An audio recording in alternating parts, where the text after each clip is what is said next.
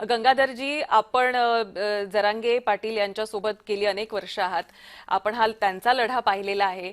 ते खुश आहेत जे मिळालेलं आहे त्याच्यामध्ये? हो, नक्कीच खुश आहेत.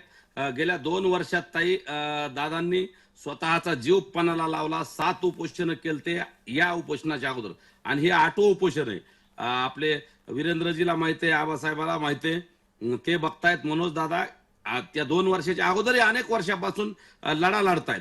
आणि एक आंदोलक म्हणून प्रत्येक वेळी लढत असताना समाजाला काहीतरी मिळालं पाहिजे, समाजाच्या पदरात काहीतरी पडलं पाहिजे, हा उद्देश आंदोलकाचा असतो. आणि तोच उद्देश मनोजदादांचा आहे.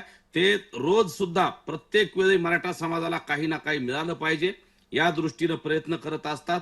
सातत्यानं मराठा समाजाच्या भल्यासाठी एक एक नोंद जरी निघाली ना ताई, तर एसडीएम असतील, तहसीलदार असतील, त्या प्रत्येकाला दादा स्वतः पर्सनली फोन करतात. कुणाच्या अडचणी असतील, काहीच्या खाजगी नोंदी निघल्यात तर तिथं त्यावेळेस प्रमाणपत्र ज्यावेळेस निघत नाही ना, त्यावेळेस मनोजदादा तिथंही स्वतः फोन लावतात.